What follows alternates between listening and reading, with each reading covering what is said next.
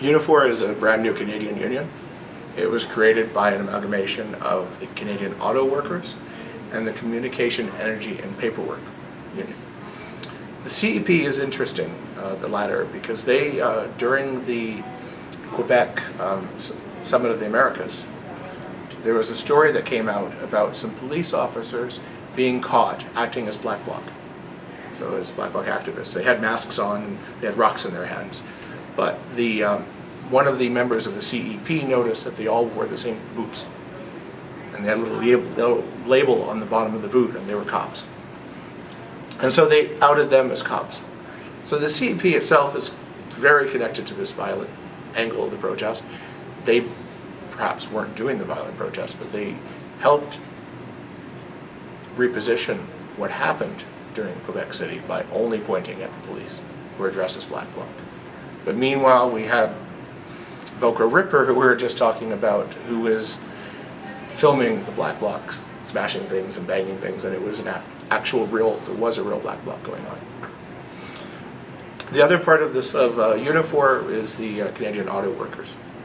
Canadian Auto Workers, when you look into manipulation of Indigenous communities, they're very close with many of the people doing this. When you look at Caledonia, what happened there in Ontario when an entire town was terrorized, there were Canadian Auto Workers members there on the side of the protesters who were terrorizing the town. But the weird thing was, the OPP were working with the natives. I was there. They were working with them. They wouldn't arrest the natives. They would only arrest non-natives. Where? Dude, like there'd Wait, be Caledonia, you mean? Or Caledonia. Okay, sorry. There'd be scraps going on.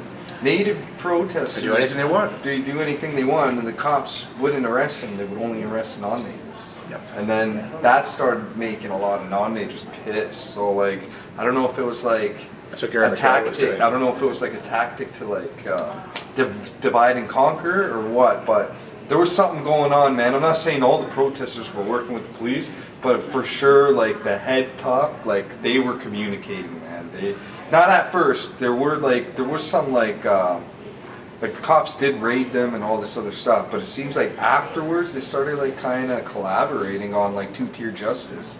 So definitely, and I think what Gary McKell did there was rather, I think his tactics were maybe rough on the edges, but it was very important.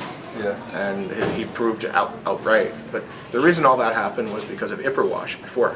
Yeah. Right. Dudley George got shot during Ipperwash, and a paper was written about how we could better deal with Indigenous protesters. Yeah.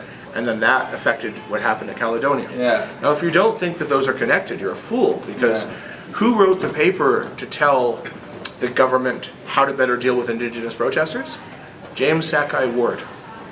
He's a professor at University of Victoria who is currently, next month, in April, will be leading the